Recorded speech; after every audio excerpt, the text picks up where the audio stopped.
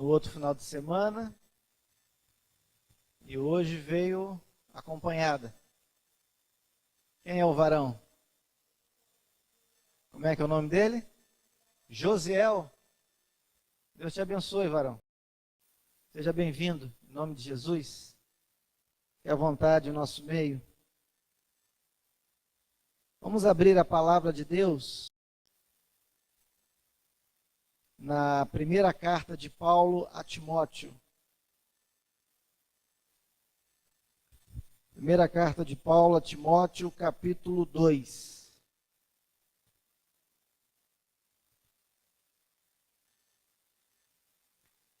Quero lembrar aos amados que nos ouvem, tanto os que estão aqui no templo, como também os que estão acompanhando a pregação do Evangelho pelas redes sociais da igreja, que nós estamos realizando uma série de mensagens expositivas nas cartas que Paulo escreveu a Timóteo. Como nós iniciamos na semana passada, o capítulo 1, finalizamos, hoje nós vamos iniciar o capítulo 2. A mensagem desta noite será com base neste capítulo. Mas antes de lermos a mensagem, o texto, vamos orar mais uma vez. Senhor, Tu conheces as minhas limitações, Tu conheces o meu coração. Não permita, Deus, que as minhas falhas, não permita, Senhor, que os meus pecados, os meus defeitos, atrapalhem a eficácia da Tua palavra. Toma minha vida nas Tuas mãos, guarda-me com o Teu poder, trata-me com a Tua graça e glorifica o Teu nome nesta noite através de mim. Não que eu seja merecedor de algo, mas eu peço isso, pois tenho a importante tarefa de pregar a Tua palavra. E peço que o Senhor, somente o Senhor, seja exaltado aqui em nosso meio. Que tudo seja feito para a honra e glória da Tua santa pessoa. Eu oro em nome de Cristo, juntamente com a Tua igreja. Amém. Vamos ler então o texto. Vamos ler todo o capítulo 2, queridos, do versículo 1 até o versículo 15. A palavra de Deus diz assim: Antes de tudo, pois, exorto que se use a prática de súplicas, orações, intercessões, ações de graças, em favor de todos os homens, em favor dos reis e de todos os que se acham investidos de autoridade, para que vivamos vida tranquila e mansa, com toda piedade e respeito. Isto é bom e aceitável diante de Deus, nosso Salvador, o qual deseja que todos os homens sejam salvos e cheguem ao pleno conhecimento da verdade. Porquanto há um só Deus e um só mediador entre Deus e os homens, Cristo Jesus, homem, o qual a si mesmo se deu em resgate por todos, testemunho que se deve prestar em tempos oportunos. Para isto fui designado pregador e apóstolo. Afirmo a verdade, não minto, mestre dos gentios na fé e na verdade. Quero, portanto, que os varões orem em todo lugar, levantando mãos santas, sem ira e sem animosidade. Da mesma sorte que as mulheres, em traje decente, se ataviem com modéstia e bom senso, não com cabeleira frisada e com ouro, ou pérolas, ou vestuário dispendioso, porém com boas obras, como é próprio às mulheres que professam ser piedosas. A mulher aprenda em silêncio, com toda a submissão, E não permito que a mulher ensine, nem exerça a autoridade de homem. Esteja, porém, em silêncio, porque primeiro foi formado Adão, depois Eva. E Adão não foi iludido, mas a mulher, sendo enganada, caiu em transgressão. Todavia, será preservada através de sua missão de mãe, se ela permanecer em fé e amor e santificação com bom senso. Nós vimos na semana passada, quando começamos a exposição nesta carta, no capítulo 1, que o apóstolo Paulo ressaltou o cuidado especial que Timóteo, que era o líder primeiro da igreja de Éfeso, deveria ter com a mensagem proclamada pela igreja. Agora, ao entrar no capítulo 2, o experiente apóstolo começa a tratar com o jovem pastor, seu filho na fé, seu companheiro de viagens missionárias, acerca da correção de determinados procedimentos da membresia. Essa é uma outra preocupação do apóstolo Paulo. A correção de determinados procedimentos da membresia da igreja, daqueles que compõem a igreja local. Nas duas sessões dessa carta, tanto no capítulo 1 quanto no capítulo 2, o apóstolo Paulo trata de tudo isso, faz essa abordagem clara, contundente, com base na delegação de competência que ele mesmo recebeu do próprio Deus para doutrinar a igreja santa e amada do Senhor. Eu quero que você vá comigo, volte comigo ao capítulo 1, primeiro versículo. Veja o que foi que Paulo invocou quando ele se dirige a Timóteo, logo no início da carta. Paulo diz o seguinte: Paulo, apóstolo de Cristo Jesus, pelo mandato de Deus, nosso Salvador, e de Cristo Jesus, nossa esperança. Agora eu quero que você volte comigo ao capítulo 2 e leia com muita calma, com muita atenção, o versículo 7.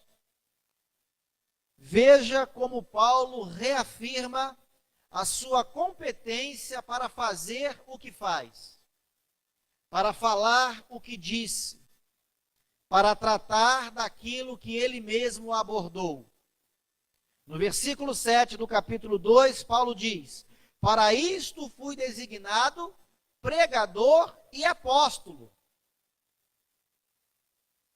Afirmo a verdade, não minto.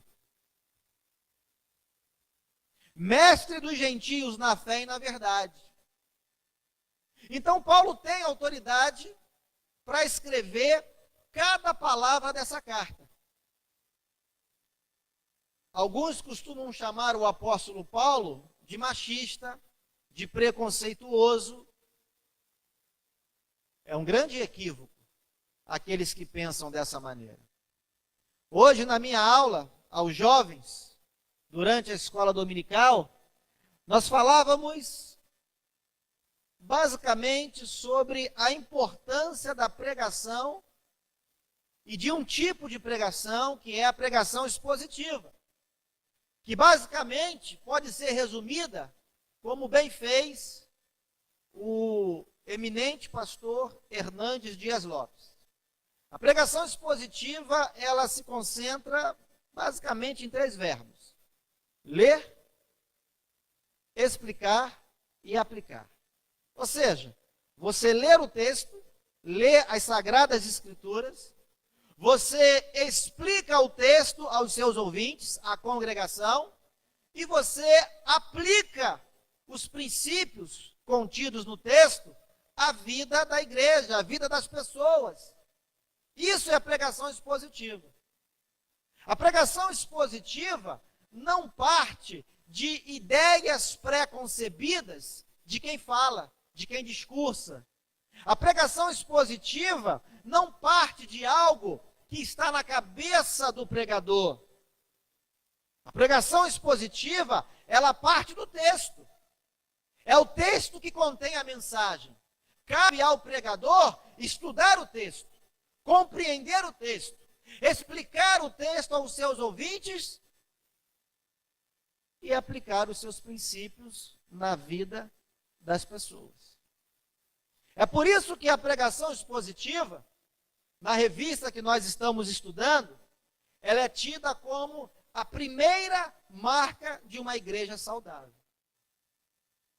Então, não foi o pastor Albert, e muito menos a igreja congregacional em Soteco, que escreveu aquilo que eu e você acabamos de ler.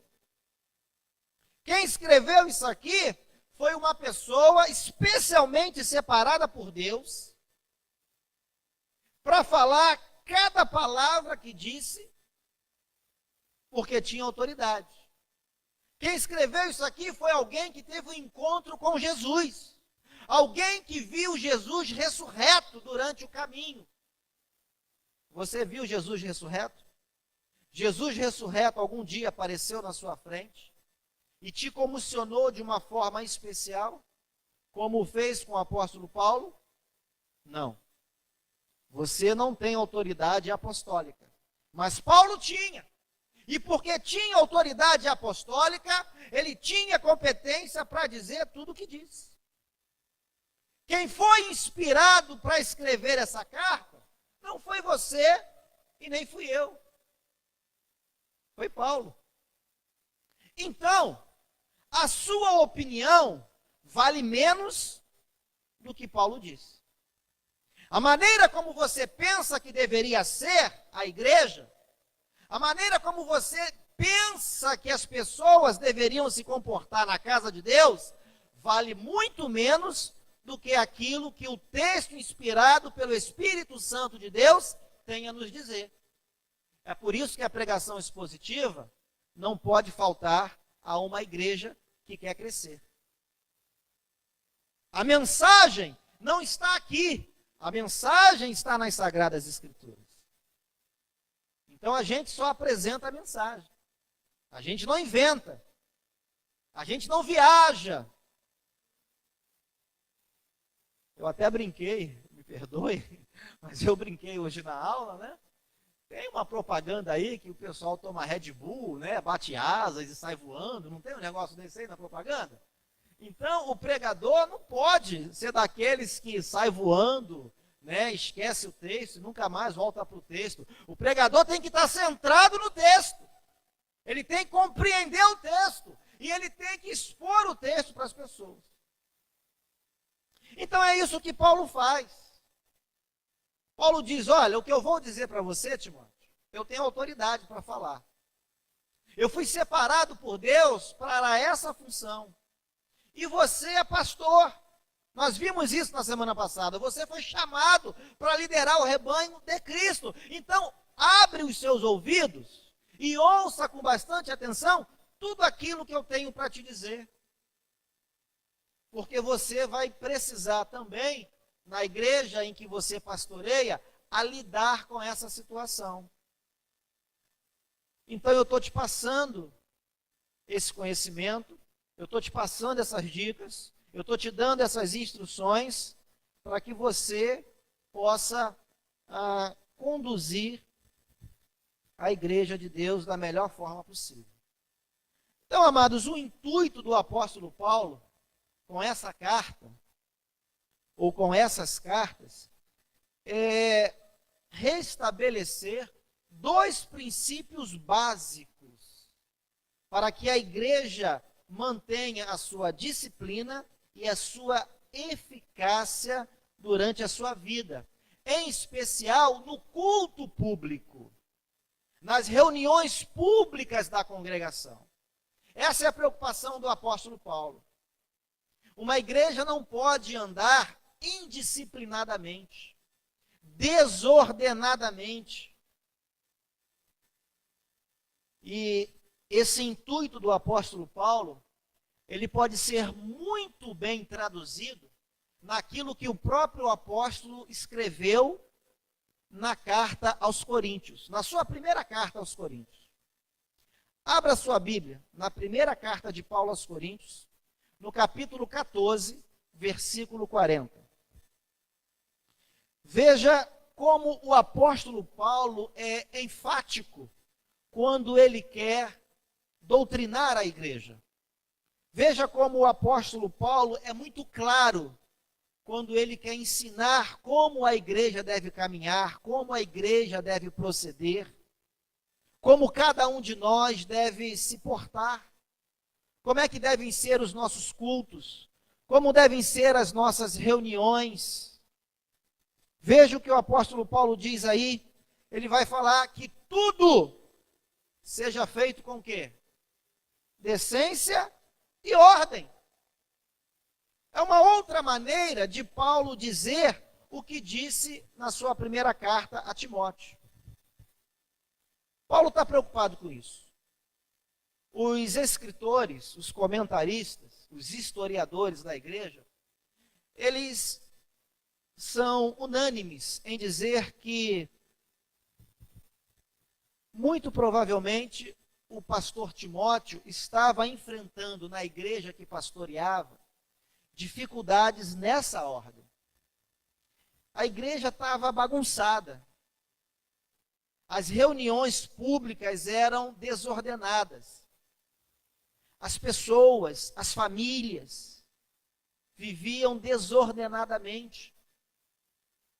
O culto não representava a Trindade. Então, Paulo percebe isso em Éfeso, na igreja de Éfeso, deixa Timóteo lá em Éfeso, deixa Timóteo na cidade para pastorear aquele povo e começa a instruir o seu discípulo, o jovem pastor. Então, amados, algumas perguntas nós devemos fazer ao texto. Se a gente quer compreender bem o que o texto está nos dizendo, nós precisamos entender a partir de algumas perguntas que podem nos ajudar. Em primeiro lugar, como é que Paulo, então, exorta os membros daquela igreja a manterem a disciplina e a eficácia diária, em especial no culto público? Como é que ele faz isso? Uma outra pergunta: que pontos doutrinários estavam sendo descumpridos na igreja de Éfeso? Você já parou para se perguntar isso? Você conseguiu já observar isso aqui nessa carta? Havia alguns pontos sendo descumpridos. Que pontos eram esses? Que pontos são abordados nessa carta de Paulo? Ou especificamente, que pontos são abordados a partir do capítulo 2 e nesse texto que nós acabamos de ler? Terceira pergunta: como é que os homens e as mulheres daquela igreja foram exortados a lembrar das suas responsabilidades diante de Deus, e não só das suas responsabilidades, mas também das suas limitações? Como é que se deu isso nessa carta? São perguntas que nos ajudam a compreender o texto.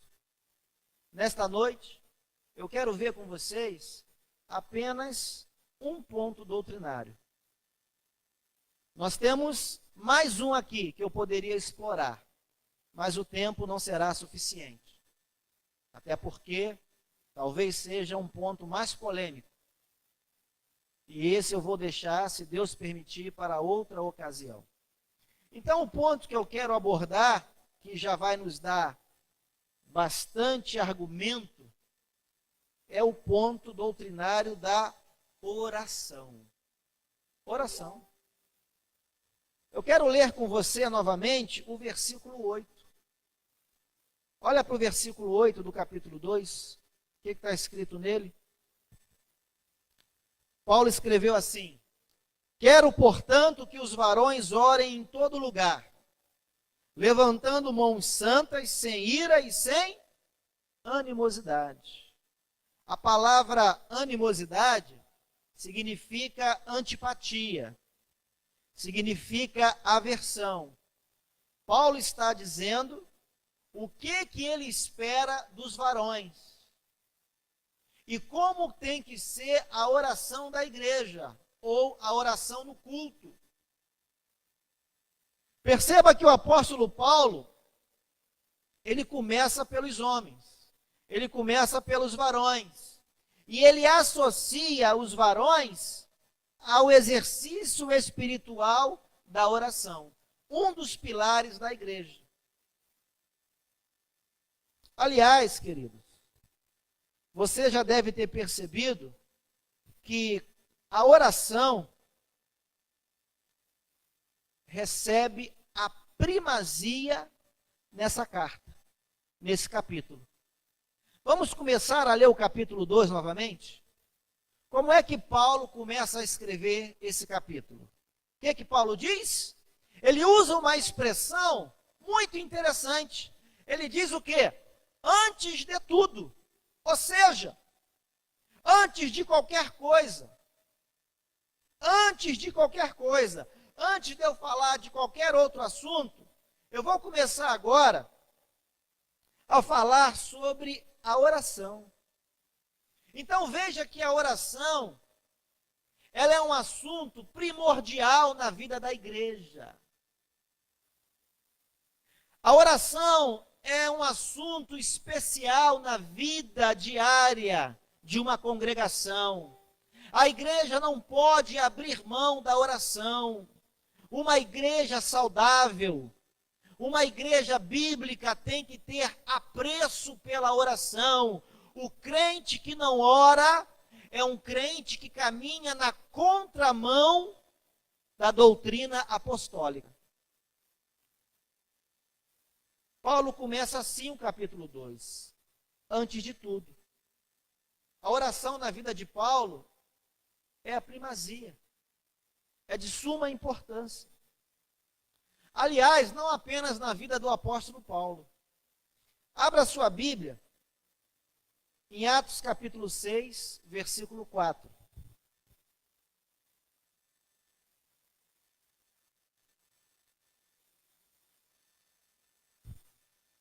Perceba que a oração, amado, sempre foi uma prioridade no ministério apostólico. Os apóstolos nunca deixaram de orar. Nada que acontecia com a igreja ou na igreja que nascia em Jerusalém e que se desenvolvia por outras cidades foi suficiente para distrair os apóstolos desse exercício espiritual, desse hábito saudável, dessa prática. Os próprios apóstolos, quando viram um conflito que iria tirar deles tempo de oração, eles trataram de fazer o quê? De remediar a situação. Houve um tempo que na igreja de Jerusalém surgiu um conflito. Algumas viúvas estavam se sentindo desabastecidas, desassistidas, e foram reclamar com os apóstolos: olha, na distribuição dos alimentos, no cuidado aí com os necessitados, nós estamos sendo esquecidas. E nós estamos precisando de atenção também. Aí o que os apóstolos disseram? Olha só, igreja, façam o seguinte: escolham aí dentre vocês 7 homens cheios de sabedoria, cheios do Espírito Santo, e nós vamos consagrá-los a diáconos. E eles vão se ocupar desse serviço. Os diáconos da igreja, nós vamos chegar neles, nós vamos abordar o ministério diaconal, tem uma responsabilidade do serviço, de cuidar dos demais serviços da igreja, para que aqueles que foram chamados ao ministério da palavra se dediquem com maior atenção ao ministério da palavra e da oração. Foi isso que os apóstolos fizeram em Atos capítulo 6, versículo 4. Porque os apóstolos entenderam que a oração era algo primordial na vida de um ministro do Evangelho. O ministro do Evangelho não pode deixar de orar. Um líder como Timóteo e como tantos outros não pode deixar de orar.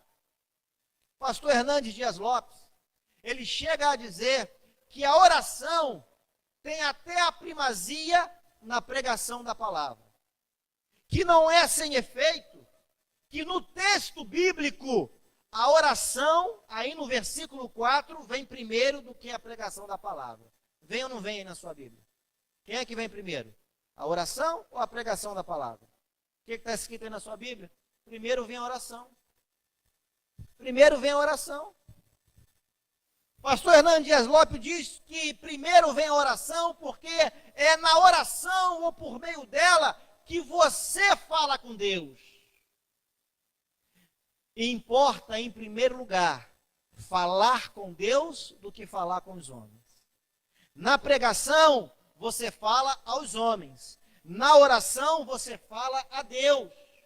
Você não pode falar aos homens se você não tem de Deus o que falar da parte deles. Então, primeiro você vai buscar em Deus, para depois você dar aos homens. É por isso que o pastor Hernandes Dias Lopes ele é tão enfático, dizendo que a oração precede a ministração da palavra. Não há como você ministrar a palavra sem antes orar. Não há como você falar a alguém sem antes falar com Deus. Jesus, no seu ministério, antes de toda e qualquer decisão, ele está orando. Você percebeu isso na vida de Jesus, aqui nos evangelhos? Quando Jesus tem que tomar uma decisão importante, quando algo assim, bem significativo tem que acontecer, o que é que Jesus faz? Ele se retira. Ele vai orar. Durante a festa da Páscoa, onde Jesus estava? No meio da multidão ou ele se afasta para orar? Leia o texto, leia o Evangelho de João. No meio da multidão, no meio de uma grande festa, talvez alguns queiram até aparecer. Talvez alguns queiram até ocupar posições de destaque. Mas Jesus não faz isso. Jesus não está preocupado com isso. Jesus, ele se retira da multidão e ele vai sozinho orar.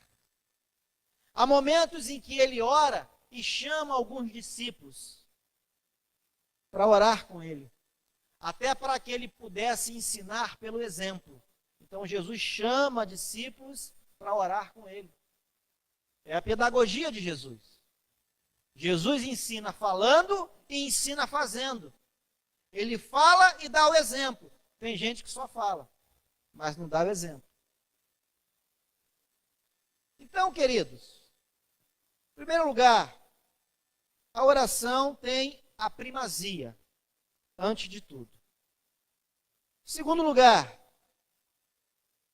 a oração tem diferentes formas. Diferentes formas.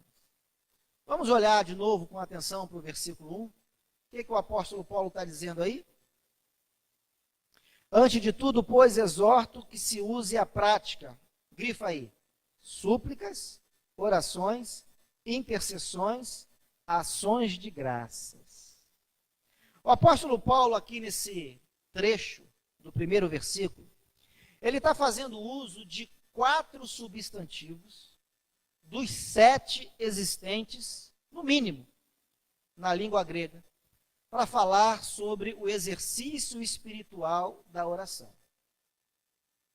Paulo aborda essa temática fazendo uso de 4 substantivos na língua original. E cada um desses substantivos tinha ou tem uma particularidade para tratar dessa prática, desse exercício. Em primeiro lugar, perceba que Paulo se refere à oração como súplica. Súplica é um pedido intenso. Súplica é um clamor, é um grito de socorro. Muitas vezes a igreja precisa orar dessa maneira. Algo urgentemente precisa acontecer. Algo específico, especial, precisa ocorrer. Às vezes é uma dor, é um problema agudo, que precisa de uma resposta urgente, e a gente suplica, a gente grita, a gente implora, a gente insiste com Deus. Eu me lembro de Jesus, por exemplo, no Getsemane. A Bíblia diz que ele transpirou sangue. Eu fico imaginando que Jesus não fez simplesmente, se é que podemos dizer assim, né, uma oração. Jesus ali, ele fez uma súplica. Era algo tremendo que estava acontecendo naquela ocasião. Mas o apóstolo Paulo vai usar um outro vocabulário. Agora o apóstolo Paulo vai falar de oração. Esse vocábulo aqui no original, ele significa a prática em si, mas tomada do ponto de vista da reverência, da santidade do próprio ato.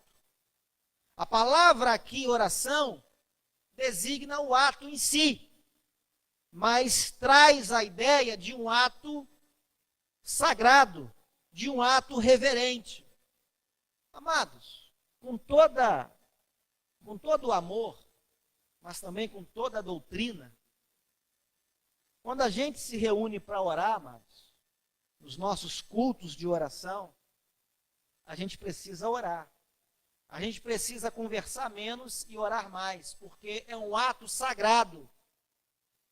É um ato reverente da igreja. É isso que está no original, que o apóstolo foi inspirado para escrever. Às vezes as pessoas ficam no meio da oração, passando para lá, para cá, gritando de um lado para o outro, conversando, como se nada reverente estivesse acontecendo no meio do templo. Como se estivesse conversando fiado no meio da esquina, num estádio de futebol, numa festa de casamento, 15 anos. É culto, amado. É culto ao Deus Todo-Poderoso. Estamos falando com Deus. É uma atitude de reverência. A palavra oração aqui designa o ato sagrado, reverente, feito da melhor forma possível diante daquele que é eterno. O terceiro vocábulo que o apóstolo Paulo utiliza aqui é intercessão. O que é interceder, queridos? É você orar em favor de alguém, é você orar em favor de uma causa. Isso faz parte também do exercício da igreja. A igreja precisa orar pelas pessoas. Às vezes alguém, irmão, ora por isso, ora por aquilo. Irmão, eu quero colocar a causa aqui. A igreja está intercedendo. Intercede pela saúde, intercede por um motivo de enfermidade, intercede por um projeto que a pessoa tem, um sonho, uma entrevista de emprego, para ficar no emprego, para arrumar outro emprego, para passar no concurso, para passar lá na escola, intercede pela família, pela criança, pelo jovem, pelo idoso. Intercessão, amados. A igreja precisa interceder. E o outro vocábulo que o apóstolo Paulo usa aqui é o quê? Para falar da oração. Ações de graças. A igreja suplica quando tem que suplicar. A igreja faz isso de forma santa, reverente, sagrada.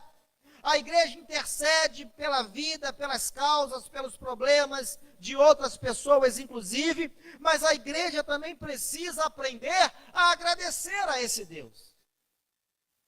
Muitas vezes a gente só vem para o culto da oração se a gente colocar uma placa lá na igreja, lá na frente da igreja. Culto do milagre. Hoje o seu milagre vai acontecer. Aí você corre para a igreja, aí você corre para orar. Mas você tem que vir orar para agradecer.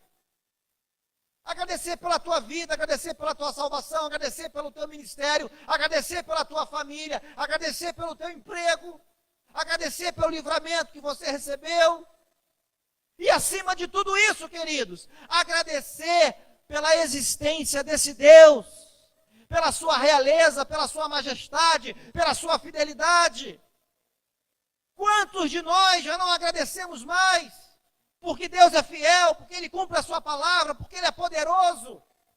A gente pede, pede, pede, pede, pede, e até murmura. Essa é a verdade. Mas Paulo nos lembra que nós precisamos nos referir a Deus com ações de graças. Mas não é ações de graças tão somente por aquilo que a gente recebe. A gente pode agradecer por uma resposta de oração, mas a gente tem que agradecer por aquilo que Deus é. Ele é digno de receber a nossa adoração. Ele é fiel, Ele é majestoso, Ele é único.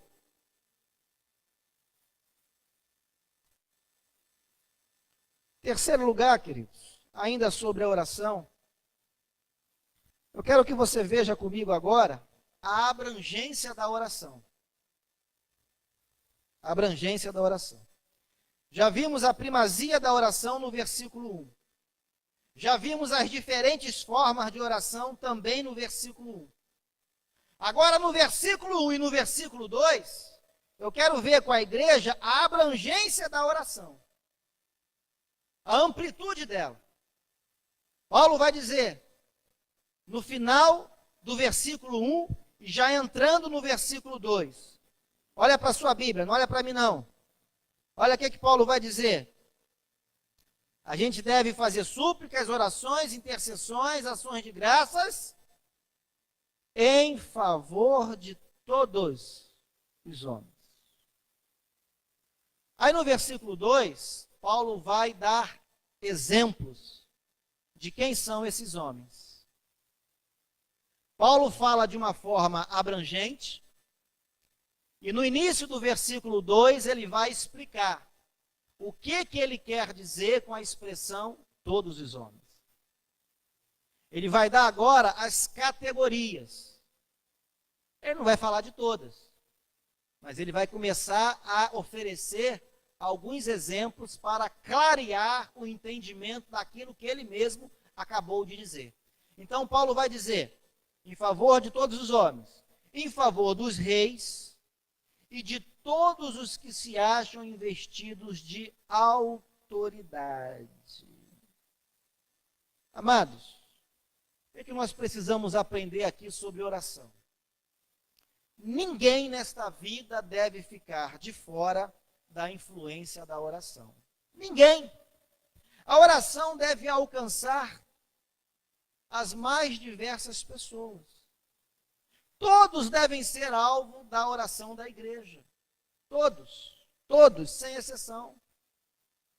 Agora, aqui nós precisamos fazer, pelo menos, 2 observações. E eu quero a sua atenção nessa hora. Agora você vai olhar para mim. Agora você vai prestar atenção no que eu vou te dizer para você não se escandalizar, para você não ficar aborrecido com o pastor. Mas eu vou dizer. E você vai entender. Em primeiro lugar, não se faz oração pelos mortos.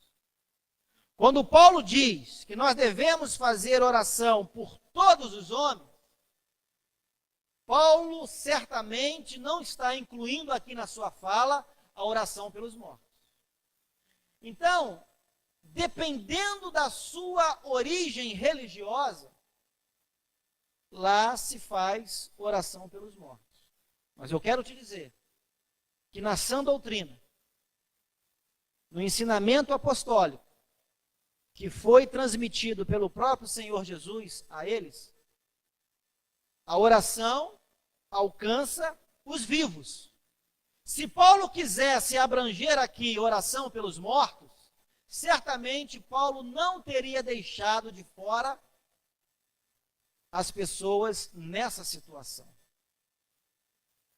Em algum lugar de suas cartas, especialmente no momento em que ele fala de oração, em que ele dá instruções a Timóteo de como ele deveria ensinar o povo a orar, certamente se Paulo entendesse que fazia parte da doutrina da oração, orar, interceder pelos mortos, com certeza Paulo não se esqueceria desse detalhe. Mas em nenhum lugar da sua carta, e em nenhuma de suas cartas, Paulo diz que a igreja, ou o cristão, o discípulo de Jesus, tem que orar pelos mortos. Então, irmão, a gente ora enquanto tem vida. A gente até costuma dizer, né? Enquanto há vida, há o quê? A esperança. Então a gente ora e intercede pela pessoa enquanto ela está viva. Depois que morre, o destino dela já está selado. Acabou. Não tem mais o que fazer. Acabou ali. Acabou. Então, me desculpe, mas não existe na Bíblia esse negócio de missa de sétimo dia. De você orar pelas almas no purgatório. Essa não é uma doutrina amparada nas Sagradas Escrituras, na doutrina apostólica. Eu respeito a sua origem religiosa, mas eu quero dizer, como ministro do Evangelho, como pregador da Palavra de Deus, que nos ensinos de Jesus Cristo, e que foram transmitidos aos santos apóstolos, aos evangelistas, aos escritores sagrados, não existe uma só palavra, um só ensinamento que nós devemos interceder pelos mortos. Acabou. A segunda observação que eu preciso fazer a você agora tem a ver justamente com a palavra todos, na expressão todos os homens, que aparece no versículo 1, olha para a sua Bíblia, e aparece no versículo 4. Paulo usa enfaticamente esse pronome indefinido, todos. Ele diz no final do versículo 1, todos os homens. E ele diz no versículo 4, ali no meio do versículo 4, todos os homens. Queridos, e no versículo 4, quando o apóstolo Paulo fala sobre todos os homens, Paulo vem numa sequência que ele está falando de quê? Salvação. Ele diz assim no versículo 3, isto é bom e aceitável diante de Deus, nosso Salvador, o qual deseja que todos os homens sejam salvos. Agora preste atenção no pastor. Tenha longanimidade com o seu pastor agora. Amados, muitos comentaristas, como Vaine Wiersbe, como Luiz Saião, como Hernandes Dias Lopes, como John MacArthur, como Augustus Nicodemos, como Franklin Ferreira, como Paul Walsh e tantos outros, tendem a dizer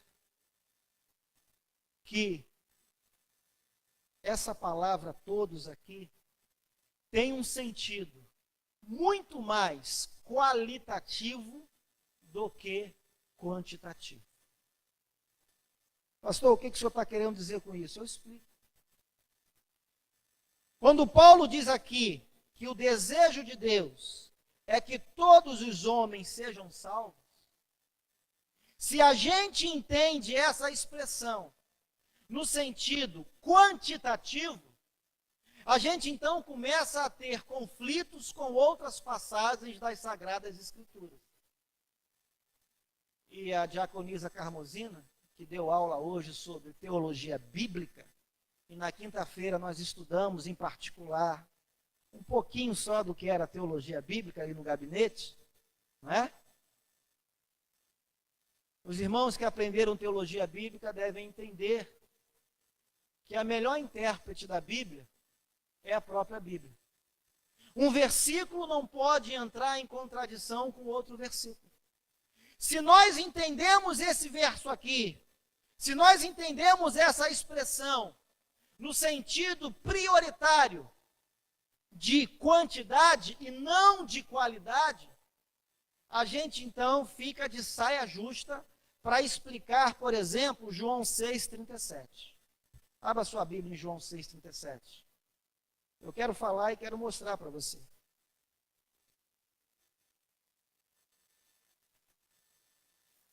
Eu quero pregar e provar para você na Bíblia. Se é verdade que indiscriminadamente, quantitativamente, todos significa todos, como é que a gente explica então o que está escrito em João 6,37? O que está escrito aí? Eu vou ler para você. Você vai me acompanhar. Veja se o que está na minha Bíblia é o que está na sua também. Diz assim: todo aquele que o Pai me dá, esse virá a mim. E o que vem a mim, de modo nenhum lançarei fora. Todo aqui faz diferença entre uns e outros. Porque se existe aquele que o Pai dá a Cristo, existe aquele que o Pai não dá. O que Jesus está dizendo aqui é que todo aquele que o Pai dá, esse irá ao Filho. Quem não irá ao Filho? É quem o Pai não dá. Você não está satisfeito? Leia o versículo 39 na sua Bíblia. Veja se é isso mesmo ou tem alguma coisa errada. E a vontade de quem me enviou é esta: que nenhum eu perca, nenhum quem? De todos os que me deu. Então, de todos que foram dados. Mas você sabe tão bem quanto eu que tem gente que morre na incredulidade. Então, se tem gente que morre na incredulidade, o que nós podemos aprender com esse versículo? E como é que nós podemos aplicar esse versículo à vida da humanidade? Existem aqueles que o Pai dá ao Filho, entrega nas mãos do Filho. São esses que vão até Cristo. Mas existe um outro grupo que o Pai não dá. Então, todos aqui, no Evangelho de João e nas epístolas paulinas, significam a mesma coisa. O traço significativo, mais contundente aqui em João e lá na teologia de Paulo, é o aspecto qualitativo, não é quantitativo. Até porque um dos princípios de hermenêutica, um dos princípios de interpretação da palavra de Deus, é que uma palavra, uma expressão, tem que ser compreendida dentro do contexto. Isso é regra básica até de língua portuguesa. A palavra só faz sentido dentro do seu contexto.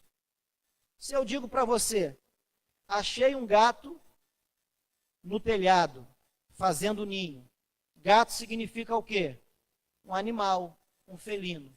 Se eu digo para você, o técnico da NET foi lá em casa fazer a instalação da internet e achou um gato, lá na fiação. Qual é o significado da palavra gato? É um felino? Não. A palavra só tem sentido dentro do contexto em que ela é aplicada. Isso é regra básica de semântica, de língua portuguesa. Então vamos voltar para o texto e deixar o texto falar por ele próprio. Vamos ver o contexto do texto. O contexto em que a palavra todos está sendo empregada.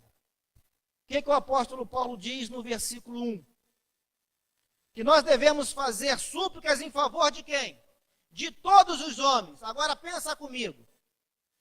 Você, o apóstolo Paulo, Timóteo ou qualquer outra pessoa, consegue orar por todas as pessoas do universo? Você consegue conhecer, reconhecer, citar o nome de todos os homens do universo? É humanamente possível alguma igreja orar por todos os homens, sem deixar ninguém de fora? Sim ou não? É impossível. É impossível uma igreja orar por todos os homens.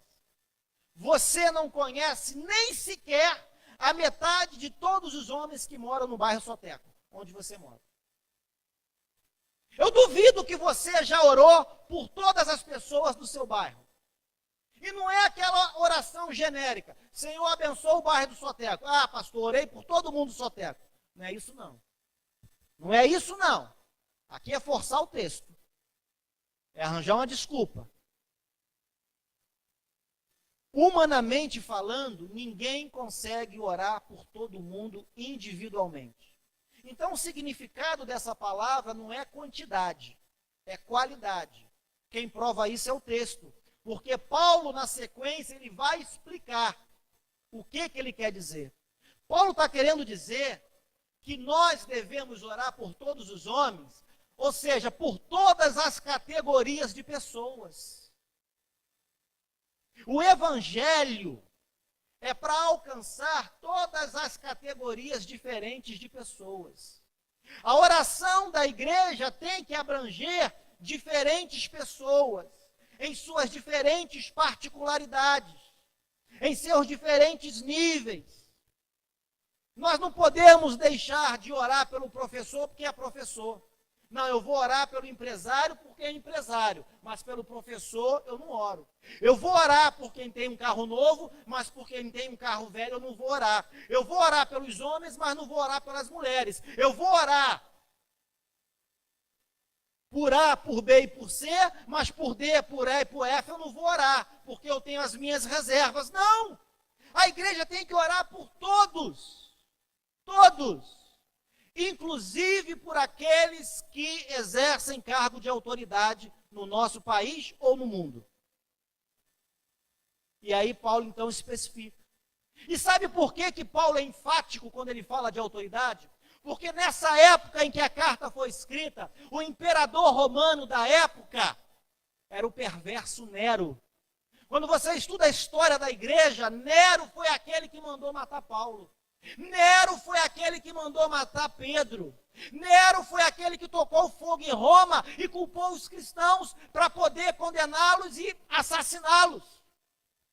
E Paulo está dizendo que mesmo Nero, mesmo o imperador romano, mesmo qualquer outra autoridade, ainda que seja perversa, ainda que faça um mau governo, precisa ser objeto da oração da igreja.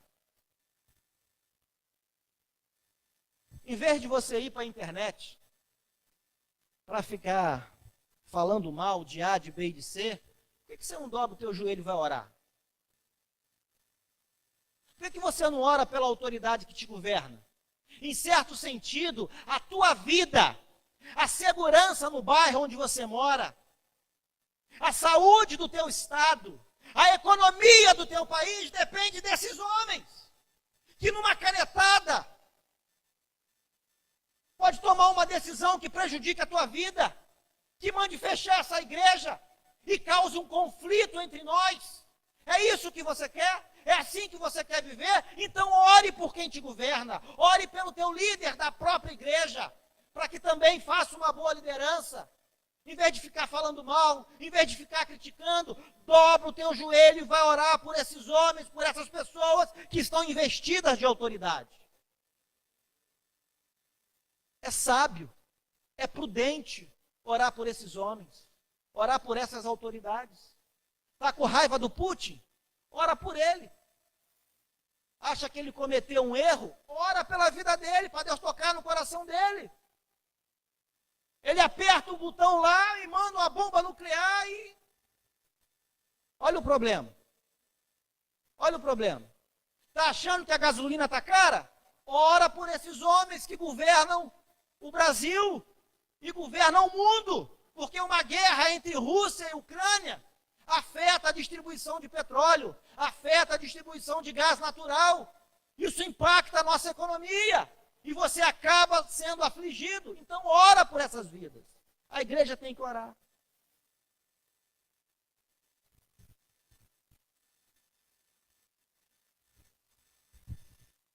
Ainda em João, para a gente passar, João 7,44. O que o apóstolo vai dizer? João 6, né? Lemos o 37, o 39 e agora o 44. O que está escrito aí? Olha só.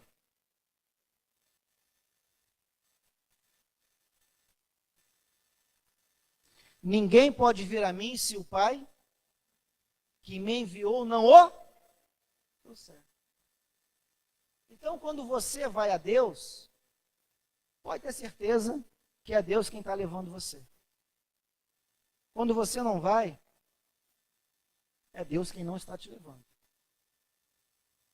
Quando o incrédulo não vai, pode ter certeza disso. Ou então a gente tem que rasgar esse versículo aqui da palavra de Deus. Ou então a gente não acredita no que está escrito aqui, a gente pode riscar. Isso aqui a gente não crê. Amados, o que eu quero dizer para vocês, nessa minha segunda observação, é que existem duas coisas na teologia que a gente não consegue explicar direito. A gente sabe que existe, mas ninguém até hoje consegue entender esse mistério. A soberania de Deus e a responsabilidade do homem. Como é que essas duas coisas se conjugam quando o assunto é a salvação? A Bíblia nunca deixa de responsabilizar o pecador, mas a Bíblia sempre afirma que a salvação pertence a Deus. E Ele dá a quem Ele quiser. É obra dele, não é obra do homem. Agora, até onde vai uma, começa a outra, teólogo nenhum explica isso. Mas isso é verdade, isso é bíblico. Avançando, queridos, falando sobre a oração, vamos ler o versículo 3 da segunda carta. Paulo vai dizer agora algo a respeito da motivação da oração.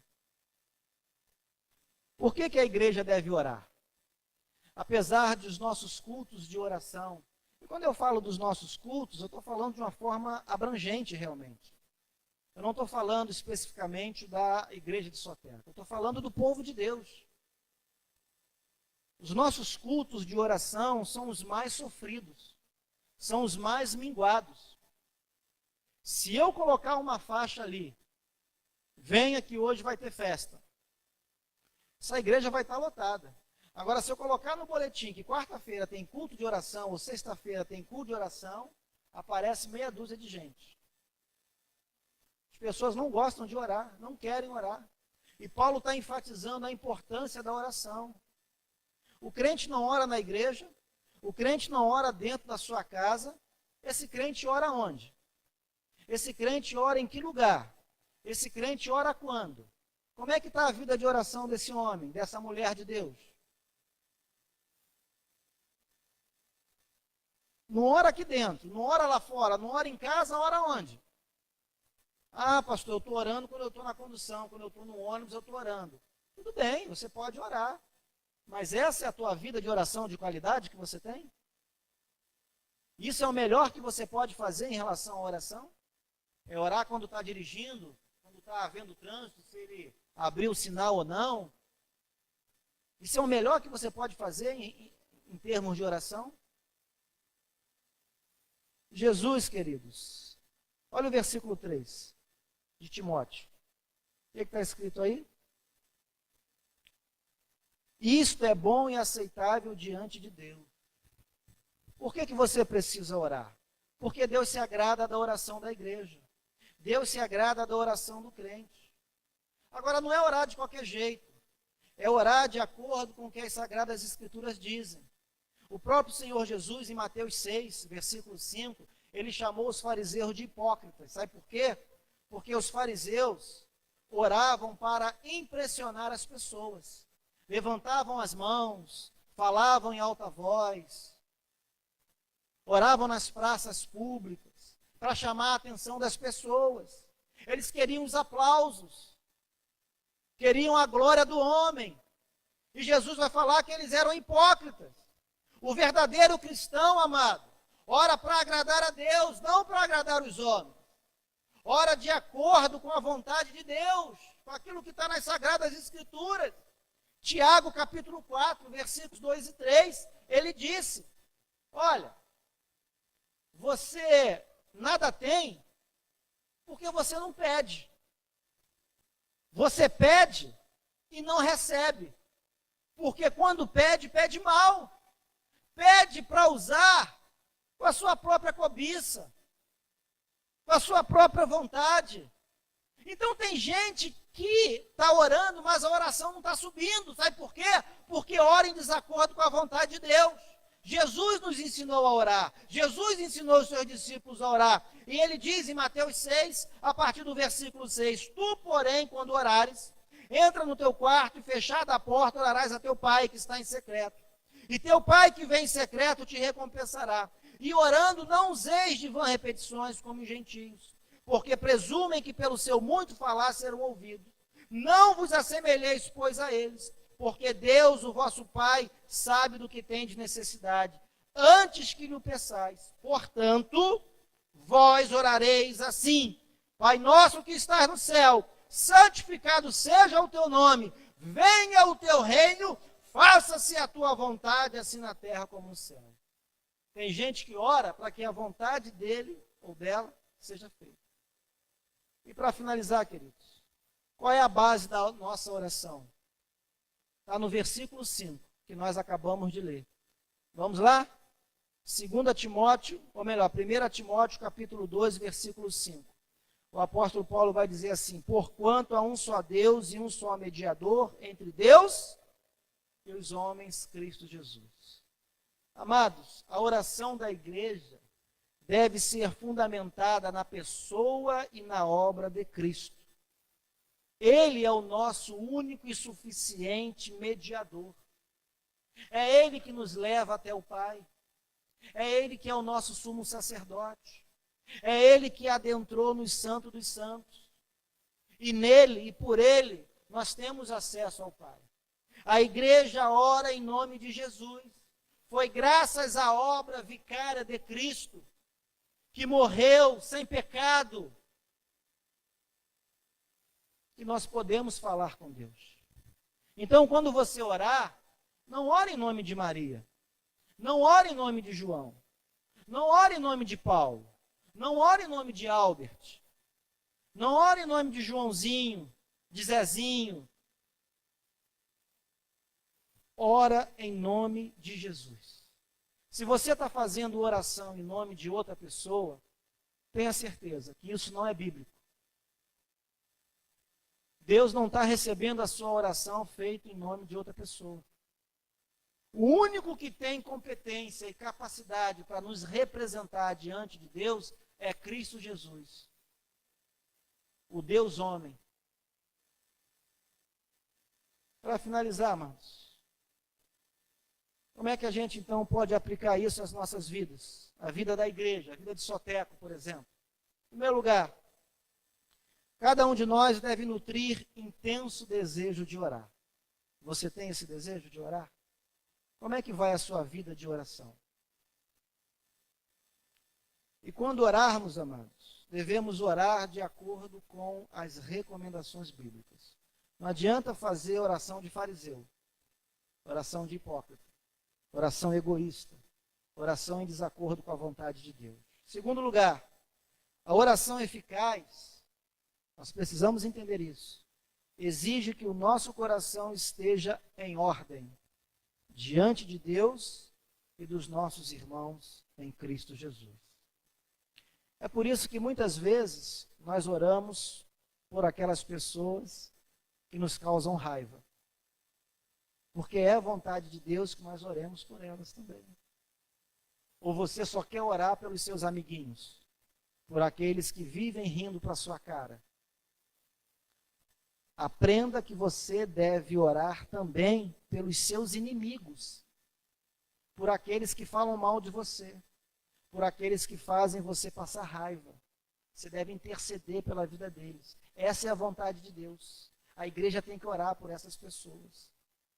Terceiro lugar, terceira aplicação, Amados, se a igreja se dedicasse mais à oração, certamente a igreja experimentaria momentos mais prazerosos e frutíferos na presença de Deus. Então vamos aprender a orar. Vamos orar como convém. Vamos valorizar a oração em nossos cultos. Vamos valorizar o exercício espiritual da oração. Igreja de Soteco, aprenda a orar. Igreja de Soteco, valorize os cultos de oração que nós temos aqui. Venha orar. A oração precede, inclusive, a ministração da palavra. Se você não tem uma vida saudável de oração, pode ter certeza, sua vida espiritual está prejudicada, ela está comprometida. É tempo de mudar. Enquanto há vida, há esperança. Mude isso em você. Vamos mudar isso na nossa igreja. E que o povo de Deus mude isso onde quer que esteja. Deus os abençoe.